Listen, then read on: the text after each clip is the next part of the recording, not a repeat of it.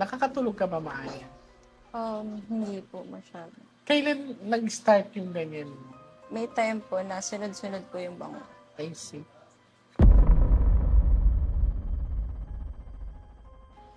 Kuya, so there is pinakaunang baraha po ito ha. There's something in the house. Okay, titingnan natin ha. Sharp object. Ay, lalaki.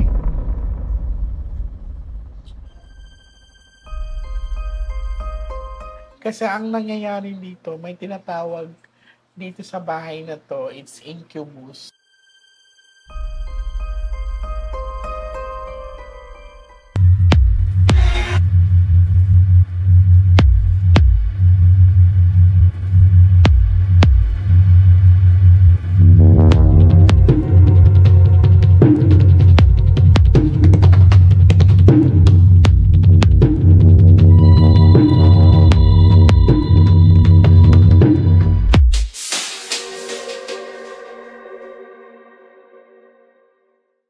Hi sa mga Nostronatics worldwide. Ayan, so, unang-una sa lahat, gusto kong magpasalamat sa pamilya Kapua. Ayan, sa they welcome us dito at gusto kong magpasalamat sa pagtitiwala na binibigay nila sa akin. So, we are here para matuklasan kung if there is any entity sa bahay na to or there's something wrong sa bahay na to. Isa sa gusto ko din makita is ang anak nila ni Kuya.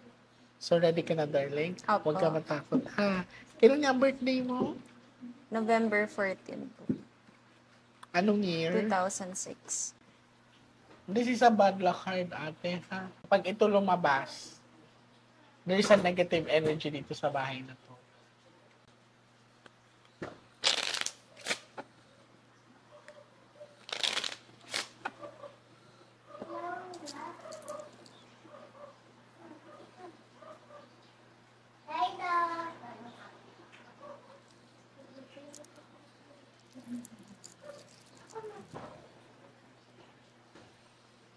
Okay.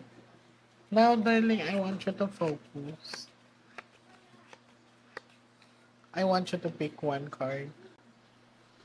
Thank you. So, ikaw to, I'm hoping that that's a red card.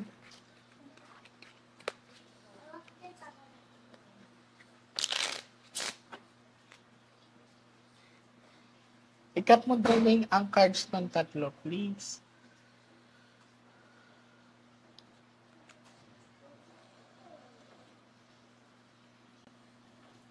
Kuha ka, darling, ng 7 cards of total. Lagay mo dito.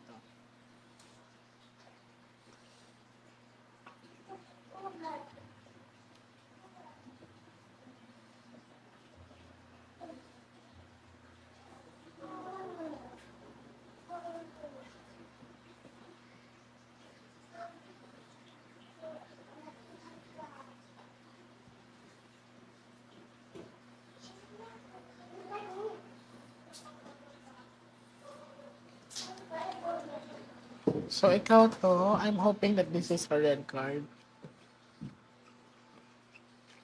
So, this is you. Okay, ito. So, kung mapapansin mo, darling, yung aura mo is a dark one. Nakakatulog ka ba maaya? Hindi po masyado. Kailan nag-start yung ganyan mo? Nung last year pa po ata or hindi ko na po masyadong maalala. Pero may time po na sunod-sunod po yung bangon. I see. Kuya, so there is pinakaunang baraha po ito ha. There's something in the house. So kailangan ko munang ma-identify kung ang andito is entity ba or spirits, no? So nagkakaroon ka ng sleep paralysis. Opo. Gaano kadalas ang sleep paralysis mo? May time po na sunod-sunod, tas parang alternate naman po. Tas every 2 a.m. po, mga ganun. So 2 a.m. ang 1, 2, 3, that's a witching hour, no? So, kung mapapansin mo, we shuffle the cards together. Bago tayo nag-start, pinakita ko muna to identify if there is a negative energy in the house. Ikaw lang, siya na nakaka-experience nun, ate, or meron pa ba? Siya lang po talaga. Okay, titingnan natin, ha? Sharp object. Ay, lalaki. Okay. May feeling ka ba na parang may dumadagan sa'yo or may humahawak sa'yo or na parang mabigat lang yung dito? Meron po. One time po, pinatulog po ako ni Daddy may rosary. Kaso po, nung nag-sleep paralysis na po ako, habang nagdadasal po ako, parang may kumukuha po sa rosary na hawak ko. Kuya, identify ko na ang negative energy dito. No, it's a guy. So, buti ka mo nag-meet tayo. Kasi ang nangyayari dito, may tinatawag dito sa bahay na to, it's incubus. Wherein, umaatake kasi talaga sila na madaling araw, especially sa kanya. The energy na nag-aano sa kanya is guy. Yeah. Lalaki po. So, again, pinakaunang baraha. Kung manonotice nyo rin po, ang baraha is madaming itim kaysa pula. So, si ate, buti ka mo nakapunta ako dito. Talagang inadya. Honestly, dapat hindi nga rin ito matutuloy kasi nagkaroon ako ng trangkaso.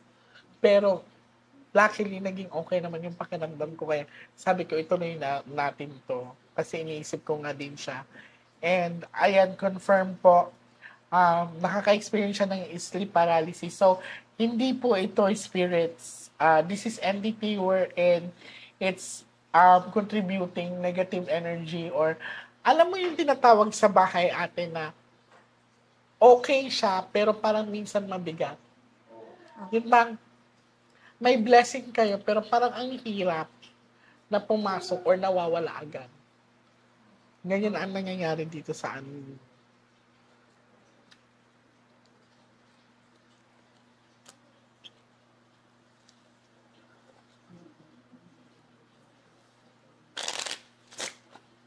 Yun yung cause ng sleep paralysis niya. Ang pangit pa naman sa mga incubus, they are touchy, they are manipulative, and yung eagerness nila sa mga young girls.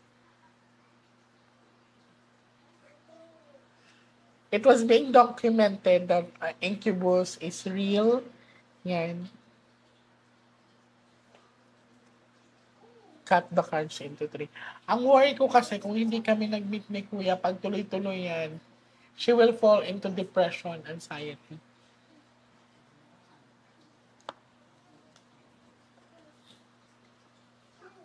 Kuha ka darling ng 9 cards so total lagay mo dito. Excuse me.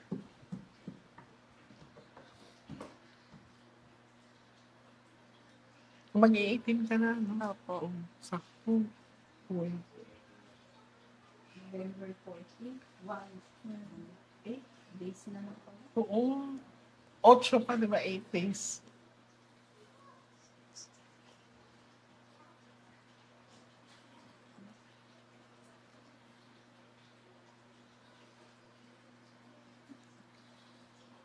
Naalala ko yung case ko dati. It was 2022.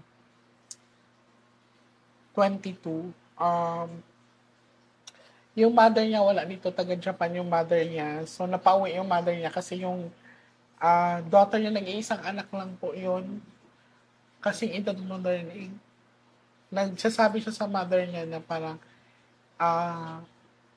nagkakaroon siya ng mga masasamang panaginip, mga bangungot.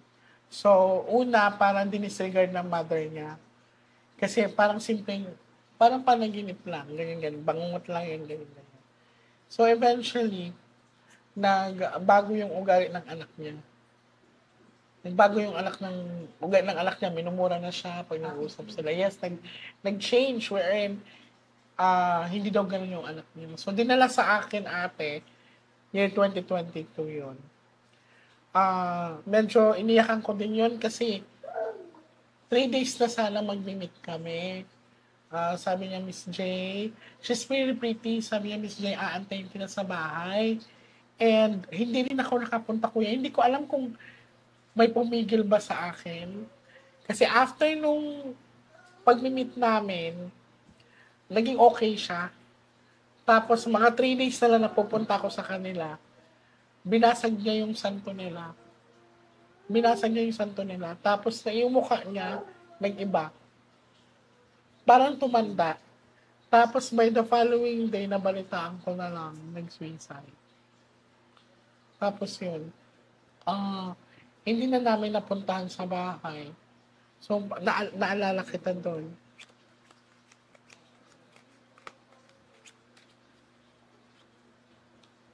Ace of Heart. Maaaring nagugustuhan ng anak niyo. Kasi this is Ace of Heart. How do you sleep at night? Is it dim or lights on? Dim po. Kasi ito madilim to. This is for box of dark. So, room, empty space. Ikaw to, diba? Okay. So, kung mapapansin mo, this is you.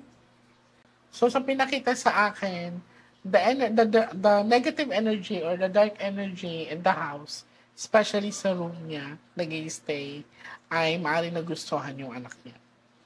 Yan. Buti ka man, nakapunta ka sa akin. Huwag lang sana lumabas ulit ang another bad luck card.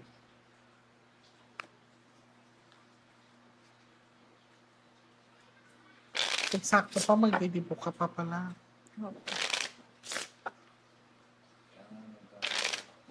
Oo.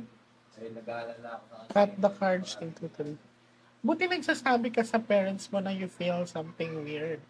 Kasi po, yung mga sleep paralysis ko po, hindi na po siya, parang hindi ko na Hindi po na siya kinakaya. parang, hindi na siya parang manageable sa'yo. Opo. Parang nakakatakot na yung Ay, feeling. yung dream ko po, may bangungot po ako habang binabangungot ako. Okay. Pagising po ako ng gising, tas naginip pa rin po pala ako, ganun. Kaya po yung last time, lumipat po ako sa kwarto nila kasi Hindi mo natatakot na po. kaya. Yung bang tulog ka, pero alam mong gising ka, pero panaginip pa rin siya. Opo. Minsan kasi akala natin sa movie lang nangyayari yun, pero may mga bagay kasi dito sa mundo na mahirap siyang i-explain, no? So, darling, kuha ka ng last 12 cards of total. Lagay mo dito.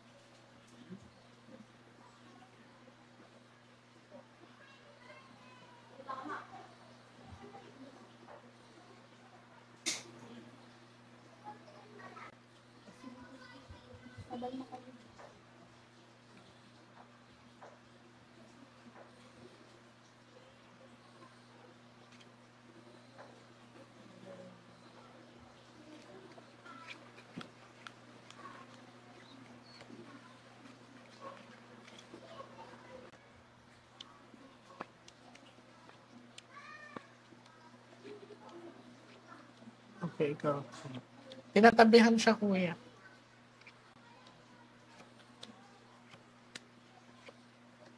Ayun. So, this is a representation. Buti na lang talaga, darling, nakapunta ang father mo. Kasi ang nangyayari, hindi simpleng panaginip or bangungot ang na-experience ng anak mo. Kasi may pagtabi na nangyayari sa kanya. Wala ka bang na-experience, darling, na sa kama mo na parang may lumulundo? May time po na binangungot po ako. Nakikita ko po yung sarili ko natutulog. Tapos tumalon po ako sa kama. Kaso, tas after po nun, naging POV ko, meron na po nasa likod ko habang nakahiga po. Kasi nag-a-astral siya. So, humihiwalay na yung ano mo, diwa mo. So, nag-a-astral. That also representing Handarling na nag-o-open ang portal mo sa katawan. So, possible na huwag ka na rin magulat na biglang may makikita ka kasi ang ganyang energy, the possibility of that next to na mangyayari is mag-open ang third eye mo kasi naka-experience ka na ng astral. First, bangungot ko po, ganun din po. Yung kikita ko po, yung sarili ko. Nag-astral na siya. Buti nakakabalik ka pa. So, ang gagawin po namin ngayon is iikutin ko yung bahay nila, especially yung room niya, isi-sealed ko po. I-cleanse ko po yung bahay nila. Yan. Dapat, sino katabi niya matulog? Solo po siya. Solo lang ako. Tatlo lang po kami rito eh. Okay. Pagka nasa barko siya, dalawa lang po kami. Tig-isa kaming kwarto. Kailangan, ate, hindi siya mawala ng rosary sa bedside niya or ilagay na lang muna niya sa ulo niya since na hindi pa naman ako nakapag-ikot. May dalawa pong rosary doon, tapos binabangot pa rin. Binabangungot ka pa rin. So, huwag ka na matakot. Nandito naman ako. And always remember, huwag ka din magpawala ng tubig sa bedside mo. Kailangan may drinking water ka. It's because nakaka-drain siya ng energy. Okay? And family portrait niya yan, di ba? Family pictures niya. So, we want to remove that one, ha? Kasi hagdan siya. So, nahahakbangan kayo. Ibig sabihin, naaapakan kayo. So, pwede natin siyang ihang. Okay lang sana kung nakahang siya. Pero, in that case, tatanggalin natin siya. And then, wag din kayo maglagay ng picture frame sa altar. Especially pag alive pa. Kasi ang nilalagay na picture frame sa altar is yung mga pumanaw na. So, ito, ang una ko napansin is ito, para hindi kayo maapak-apakan. Especially pag may mga bisita kayo na, like for example, mga kamag-anak or mag-i-stay dito, you have to remove that one. So, hanap kayo na magandang place kung saan natin ihahangin. Pwede naman doon siguro. Basta anything na hindi lang siya dyan sa ilalim nakalagay. So, actually, ang ganda ng bahay nila, maaliwalas talaga. Maayos, organized, and kailangan ko lang munang ikutin to para to make sure the negative energy ay hindi makapenetrate sa bahay na to.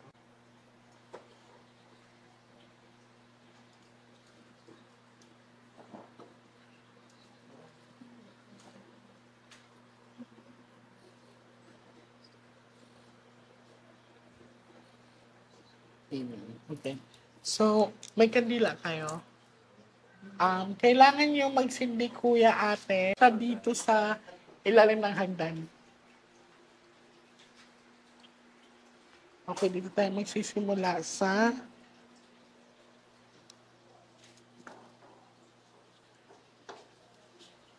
tayo muna natin sila po yung hagdan.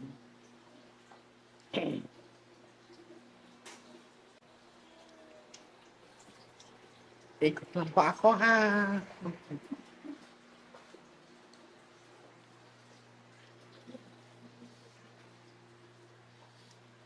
Huwag niyo itong walisan, kuya, ate, ha? Kasi ito ay kusang matutunaw.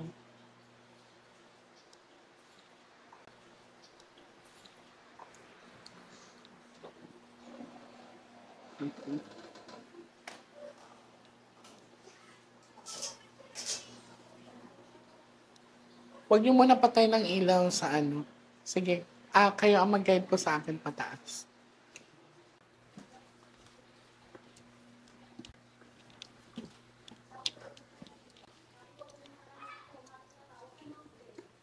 Okay. Ito ay first.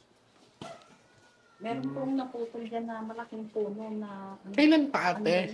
Yung bagyong Christine na. Meron daw po ating nakatira. Dito malapit mismo sa inyo? Yun po. Mga Ay, nito. 10 meters. Okay.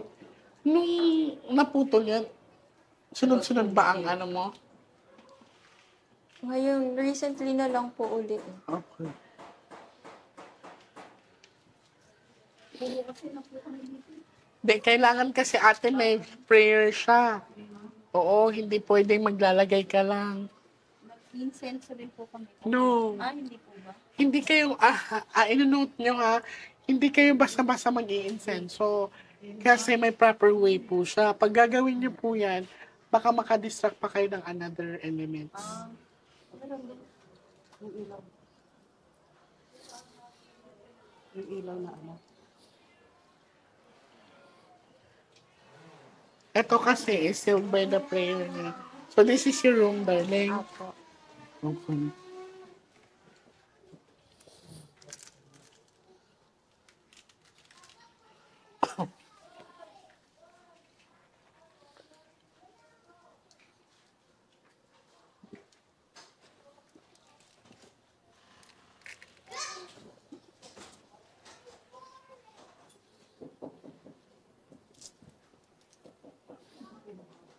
Okay, ito. Pwede nyo na ito i-remove. No? Pero ito, hahaluan ko lang to ng my prayer. So, you can remain this one. Ilagay natin sa altar niya. Pero ito, pwede nyo itong i-remove na. And, it's better din na may crucifix siya. Kung makapaglagay ka ng crucifix dyan or dito. Yan. Tinignan ko, wala naman siyang open portal. Sobrang laki po ng puno na yun. Ang tanda na. Ilang years na. Ilang years na yung puno, PLB? 61. 61 years. Napupo lang ng bagyo. Laging bagyo yan napuputol.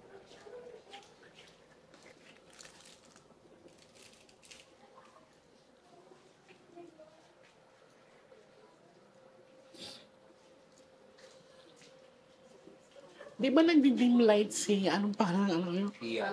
Yeah. Makakatulong din ang ganyan, Himalayan salt na lamp. Pero make sure na hindi siya fake. Ang original kasi niyan ate, kailangan siya nakasaksak kasi pag hindi siya, natutunaw kasi ng pusa yan. So doon mo malalaman na original ang nabili niyo or totoo. Kasi nagtutubig siya. Nag-aasin nga po. Oh yan, so yan kasi nakakapag, ano din siya, absorb siya ng negative energy. So, okay din na, pa din asma ako. May pumipingil yata sa akin. Lord Jesus Christ.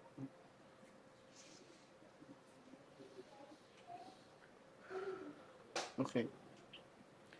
Bigla akong inasma. Hindi ka ba asthmatic, darling? Hindi po. Okay. Oo, may asthma. Tapos yung anak ko. Bigla akong parang may pumipigil sa akin to do the cleansing. Okay, so nahihirapan ako. Medyo nagpuputol-putol ako kasi parang it feels like na may nag-choke sa akin or yung bigla akong tapos sa hinga. And so, siguro pinipigilan ako na to cleanse the house pero hindi naman sila mananaig sa akin.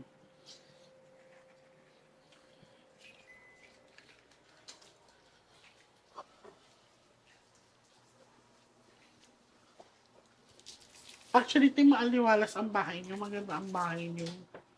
Kaya lang talaga, nagkaroon lang siya na kapag may pumasok sa bahay niyo, it's uninvited wherein ang nakapasok pa sa inyo is negative energy pa. Gano'ng kadalas walang tao dito ba? Madalas po talaga. Okay. Wala talaga. Ano po. Kasi, Halos tinutulugan lang po dati. okay. That's the reason why. Kasi ang mga elementals, ang mga spirits, they are territorial. Once na they feel na parang unoccupied yung space, parang they are welcome nyo sila, parang binibigyan nyo sila May ng bahay pa rin po kasi kami sa point. okay. Ang bahay namin. Kaso lang dito, malapit sa lahat. Kahit Oo nga, te, sabi ko nga sa kapatid ko, parang ang sarap tumila dito kasi ang daming mabubuhay ka, ang daming food. So, isa sa mga reason din, kaya may nakapasok dito na entity, siguro yun nga, hindi natatauhan. So, ang advice ko din ate, once a while or once a week, especially pag Friday, magpa-sounds ka dito ng any gospel song or any music. Okay? Kasi para they need to identify na you own the house, you own the place. Okay? So may third floor pa to lang. Eto, sorry. In Jesus' name. In Jesus' name. Pinigyan talaga ako. Okay. Hindi ka welcome sa tahanan na to.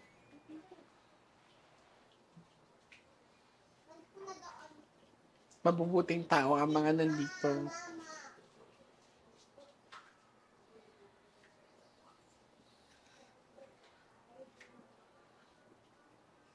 Hindi ka na welcome dito. In Jesus' name, amen. So, huwag ka basta-basta mag-i-insenso, ha? Kasi may correct process yun. So, ngayon, huwag na kayo matakot na sealed ko naman.